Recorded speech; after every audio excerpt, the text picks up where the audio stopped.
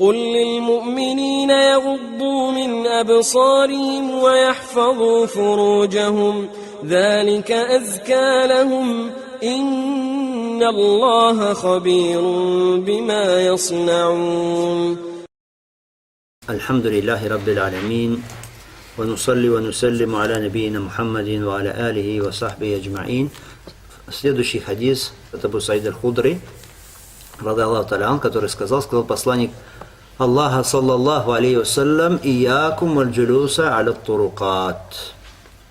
Не сидите на дорогах, или у дорог. «Калу я Расул Аллах, ма лана буд мин маджарисина натахаддасу фиха». Люди тогда сказали у посланника Аллаха: но мы не можем там не сидеть, потому что мы там собираемся, чтобы там вести разговоры определенные, беседы. И тогда пророк алейхиссалату вассалям сказал: «Фамма иза абейтум фа'ату тарика хаккаху». Если вы отказываетесь делать то, что я говорю здесь, тогда давайте дороге ее право. Люди сказали: «Вама хакку», а каковы права дороги? Пророк алейхиссалату вассалям сказал: «Габдуль басар», опускать взор, «Каффуль аза», воздерживаться от нанесения обид, «Ураддус салам», отвечать на приветствие, «Валь амру биль ма'руф, валь нахью аниль мункар», приказывать одобряемое и удерживать от порицаемого. Хадис, который привели оба имама. Итак, говорит пророк алейхиссалату вассалям: «Иякум валь джулуса аля турукат».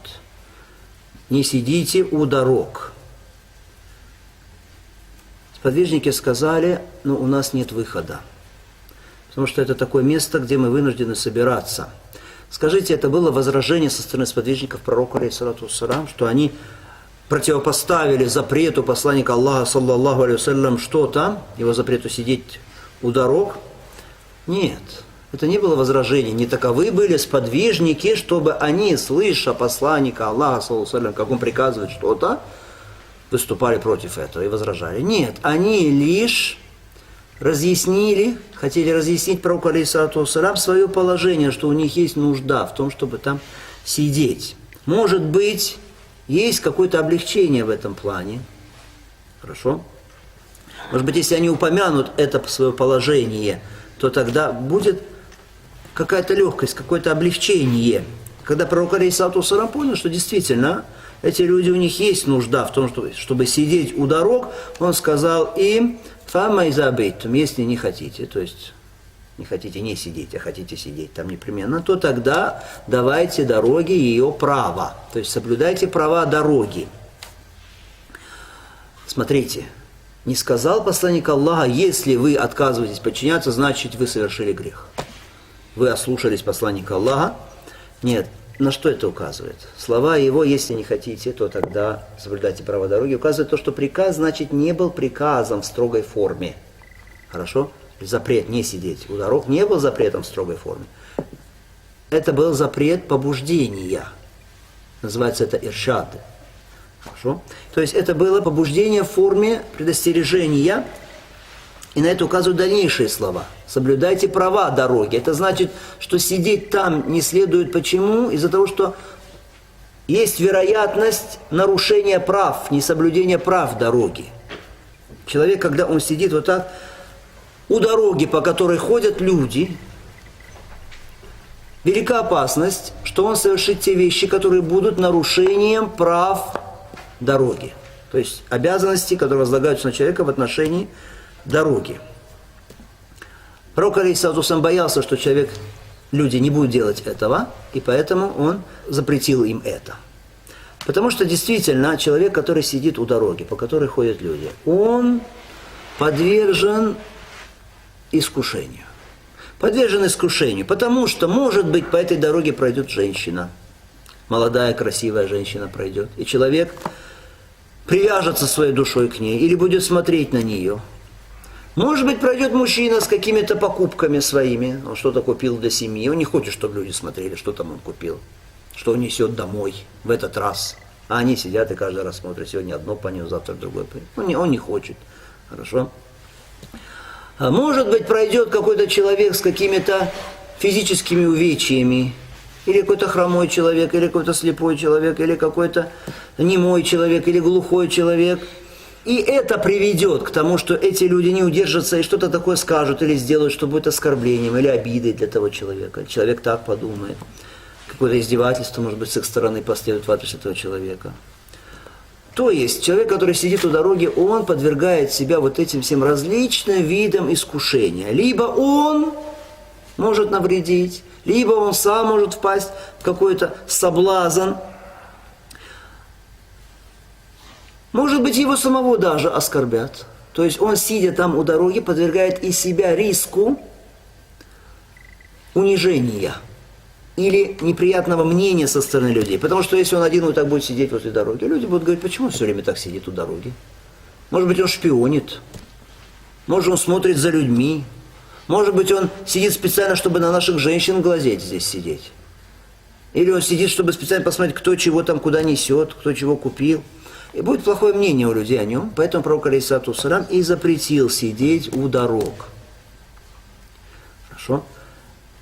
Когда сподвижники сказали, что им необходимо там сидеть, есть нужда в этом, он сказал, ну тогда соблюдайте права дороги. Перечислил потом, сколько прав дороги. Сколько прав дороги? 5. 5 прав дороги. Хорошо? Это не значит, что их всего 5, но это из главных прав дороги. Если человек сидит на дороге у людей, он должен соблюдать эти права. Первое, гаддуль басар, отпускать взор. Необходимо опускать глаза, когда проходят люди.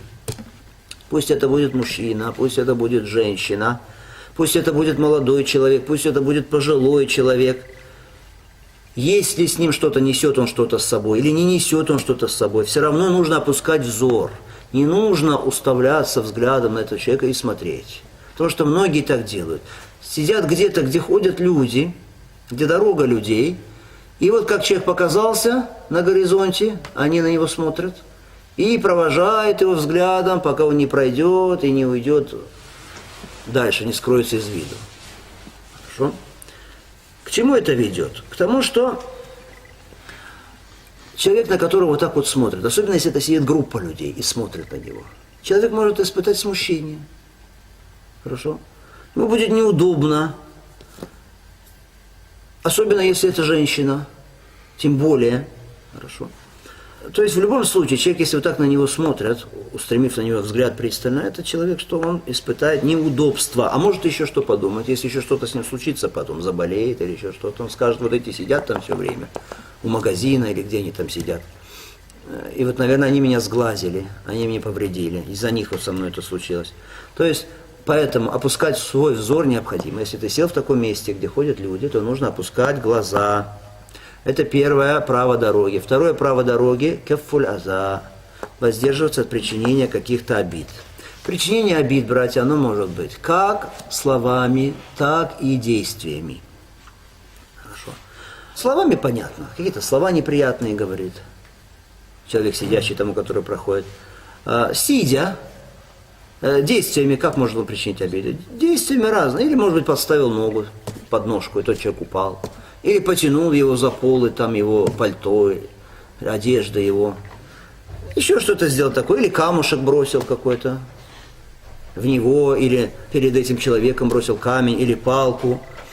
И так далее. То есть разные виды причинения обид действиями могут быть, поэтому делать этого не следует. Или некоторые начинают словами, как человек проходит, мы знаем, что ты там несешь, когда с ним какие-то покупки есть или что-то. Вот сегодня ты то несешь, а вчера ты то нес. Человеку неприятно. Хорошо. Так многие так поступают на самом деле. Или начинают обсуждать его одежду, сегодня ты вот эту одежду одел, а вчера ту одел, а что ты каждый день меняешь одежду. Ну и разные вещи. Вещи, слова, которые обижают проходящих, досаждают им. Вчера ты мясо нес, сегодня хлеб несешь и так далее. Третье. Право дороги. Раддус салам. Отвечать на приветствие. Отвечать на приветствие. То есть, если человек проходит и говорит салам алейкум, нужно отвечать ему. Либо тем же, алейкум ассалам, либо лучше, алейкум ассалам, рахматуллах, или алейкум ассалам, рахматуллах, баракату. Потому что Аллах Субхану ва Тааля говорит в Коране, что если кто-то вас приветствует, то тогда отвечайте лучшим. Или хотя бы подобным приветствием. Почему не сказано, что из прав дороги давать салам? Потому что в сунне тот, который проходит, он первым приветствует того, который сидит. Хорошо? Это не значит, что тому, который сидит, нельзя первым приветствовать. Нет, если он опередит и первый скажет салам, это хорошо. Но это не является его обязанностью. Хорошо? Приветствует тот, который проходит первым, а на этом обязанность его отвечать. А если тот человек не поприветствовал его, что тогда ему делать? Можно, и это тоже исправ дороги, учить этого человека, мягко указать ему на то, что нужно приветствовать и говорить «Салам алейкум». Если тот человек послушает и скажет «Салам алейкум», тогда ответите ему «Алейкум ассалам», расположив его к себе таким образом. А если этот человек говорит, например, вместо «Салам алейкум», говорит «Здравствуйте» или «Добрый день», или говорит «Мархабан», или как у нас «Мираба», или что у нас еще говорят? Привет, яхшсазм и так далее, хорошо, то это на самом деле не то приветствие, которое является лучшим. Если он говорит тебе мархабан или мираба, говори ему мираба тоже. Добрый день, говори добрый день. Но при этом, поскольку одно из прав дороги приказывать одобряем, удерживать порицаем, нужно сказать ему, приветствие ислама не такое, что сначала нужно сказать салам алейкум, а потом уже сказать все остальное. Как дела, добрый день и все остальное. Следующее право дороги – приказывать одобряемое, а пятое – удерживать от порицаемого. Вот это вот из важнейших, на самом деле, прав дороги – приказывать одобряемое.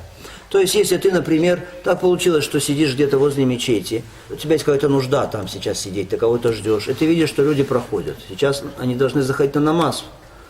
Начинается намаз джума, например, читается азан, и кто-то входит, проходит мимо. Призвать его к намазу. Сказать ему, что нужно заходить в мечеть, совершать намаз. Это исправь дороги. То же самое касается, что удерживание от порицаемого. Если ты видишь какой-то порицаемый в этом что-то человеке, например, что может быть порицаемое?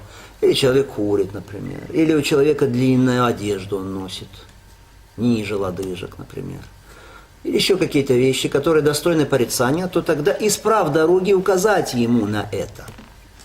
В том числе салам, как мы сказали, если он не приветствует саламом, не говорит салам алейкум, тоже указать ему на это. Это и исправ дороги. Но здесь только, братья, нужно знать правила приказывания одобряемого и удерживания от порицаемого.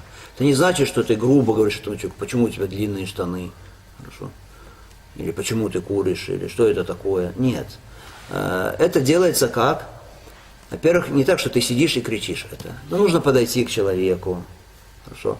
Поговорить с ним мягко, потому что начинается призыв к одобряемому и удерживанию от порицаемого с чего? С мягкости.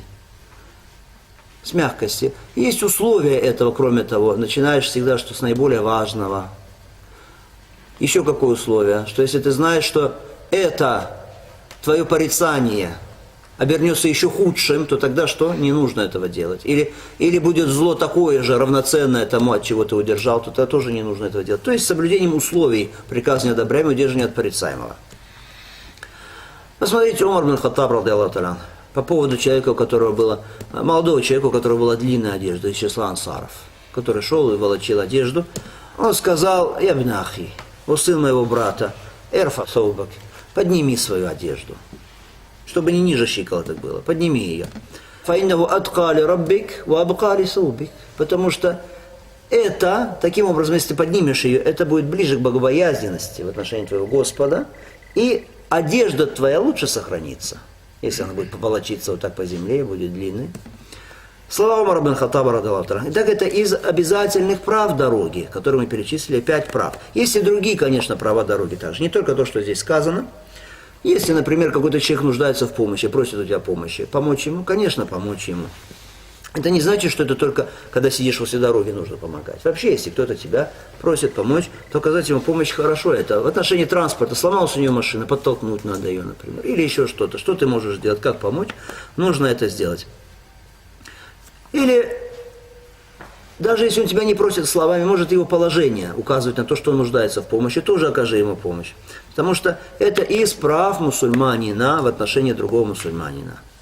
Из обязанностей, то есть мусульманина перед другим мусульманином. Если ты видишь слепой человек, он потерял дорогу, не знает, как перейти ее, помочь ему здесь, направить его. За это тебе будет награда от Всевышнего Аллаха. Этот хадис, почему автор привел его в этой главе побуждающей к благим нравственным качествам? Ведь здесь есть запрет. Не сидите на дорогах. Потому что соблюдение прав дороги, это есть что? Из макаримуль ахлак, из благородных нравственных качеств. А что лучше, собираться и сидеть там возле дорог, если есть возможность сидеть дома? Как лучше? Лучше, конечно, дома. Если у тебя нет нужды там сидеть возле дороги, то лучше это делать дома. Почему? Как мы сказали. Потому что нахождение, сидение вот это возле дороги, оно приводит к тому, что ты сам подвергаешься разного рода соблазнам, искушениям, и других также подвергаешь различным неудобствам. И возможно, что ты, сидя там, не будешь соблюдать права дороги. Взор свой не опустишь, когда пройдет женщина, или кто-либо другой, не будешь опускать свой взор. Может быть, будет проходить какая-то красивая женщина, ты искусишься этим, будешь смотреть на нее, не удержишься, не совладаешь со своим нафсом. Может быть, не дашь ответ на салам. Может быть, причинишь какую-то обиду кому-то, сам того не замечая, или тебя обидят. Может быть. Может быть, у тебя не хватит сил и смелости удерживать людей от порицаемого или приказывать им одобряемое и так далее. Можно ли пить и есть, сидя возле дороги? Этот вопрос, он уже относится к урфу. Как у людей в этой местности принято? Прилично это или неприлично? Если это неприлично сидеть возле дороги, есть и пить, тогда не надо делать это. Если это нормально, если принято это в обществе, тогда можно. Как бывает, люди, у них вдоль дорог какие-то их магазинчики или что-то, они перед магазинами сидят, там пьют чай или что-то. В таком случае, если это принято, то можно. Какие выводы мы сделаем из этого хадиса? Ну, во-первых, посмотрите, как пророк, алейхиссалату вассалям, он стремился к тому, чтобы отдалить людей от фитны, от искушения. Потому что быть далеким от искушения. То есть спастись, остаться в здравии, это лучше. Предостерег от того, чтобы сидеть на дорогах. Второй вывод, что пророк, алейхиссалату вассалям, он побуждал умму и стремился к тому, чтобы умма не причиняла обид. Не причинять обид. Это есть мудрость, одна из мудростей, почему нельзя сидеть на дорогах. Чтобы не причинять обиды другим. Как мы сказали, словами или действиями. Другой вывод из этого хадиса, что если ученый что-то говорит, знающий человек, у тебя есть какие-то вопросы, или что-то непонятно тебе, или что-то ты хочешь ему сообщить о своих обстоятельствах какие-то, которые, возможно, как-то меняют обстоятельства, то тогда это можно делать. То есть обсуждать со знающим человеком его слова, то, что он сказал, уточнять их, это можно. Вывод из этого хадиса. Сподвижники спросили пророка, алейхиссалату вассалям. Тому, кого спрашивают теперь? Знающий человек, если он что-то сказал, и ему что-то спросили о чем-то дальше, ему желательно, как это сделал пророк, алейхиссалату вассалям, учитывать положение людей, их обстоятельства. Как они сказали, мы не можем не сидеть. Дальше, посмотрите, этот хадис указывает нам на благонравие посланника Аллаха. Саллаллаху алейхи ва саллям. Какой у него хороший нрав. Он не сказал им, почему вы мне тут возражаете, почему вы тут меня спрашиваете что-то. Сказал вам и все. Пророк, алейхиссалату вассалям, входит в их положение, проявляет мягкость. Несомненно, это благой нрав. Хадис указывает нам на то, что необходимо учитывать разные положения, разные обстоятельства. Не во всех обстоятельствах, братья, одинаковый хукм, одинаковое суждение ислама. Хукмы, фетвы меняются в зависимости от обстоятельств людей, положения, местности и так далее. Смотрите, пророк саллаллаху сказал нельзя. Они спросили, а если у нас есть необходимость, то тогда после этого что? Рухса, то есть облегчение. И поэтому, если ты сказал кому-то про что-то, это харам. А потом из рассказа этого человека ты узнал какие-то обстоятельства, которые в рамках шариата, еще раз говорю, в рамках шариата, не ты от себя это послабление ему даешь, а в рамках шариата предусматривается для него в таких обстоятельствах какое-то послабление, какое-то облегчение, да, тогда говори ему, что для тебя есть облегчение, тебе можно, несмотря на то, что ты сначала сказал нельзя. Если есть что-то, что несет вред. Ты сказал, это нельзя, но потом так получилось, что обстоятельства требуют облегчения для этого человека хукма. Что тогда? По крайней мере, тогда нужно уменьшить, что вред. Это важно. То есть, если так получается, что что-то сделать, оно что неминуемо, это, то тогда, по крайней мере, нужно уменьшить вред. Если нельзя полностью избежать, то хотя бы его уменьшить. Как здесь пророк алейхиссалату вассалям сказал им. И, конечно, вывод непосредственно из хадиса. Тот, кто сидит возле дороги, он должен опускать свой взор. Как мы сказали, боясь чего? Потому что он сам подвергнется фитне, искушению. Либо причинит тем, что смотрит на людей, которые проходят, им причинит неудобства. Обязательно человек должен воздерживаться от причинения обид, сидящий человек, тем, который проходит по дороге, как словом, так и действием. Скажите, а что те, которые не сидят возле дорог, они могут причинять обиды другим? А? Нет. Но почему здесь это сказано? Потому что те, которые сидят возле дорог, здесь больше вероятности, что будут причиняться обиды. Хорошо. Или ими самими, или им будут причиняться обиды. Ответ на приветствие – это из прав дороги также. Вопрос приветствия саляма, как он дается, нормы саляма, мы говорили с вами об этом ранее подробно. И, конечно, последний вывод – это что человек, который сидит возле дороги, не должен пренебрегать обязанностью своей, приказывать одобряемое и удерживать от порицаемого. Это то, что касается данного хадиса.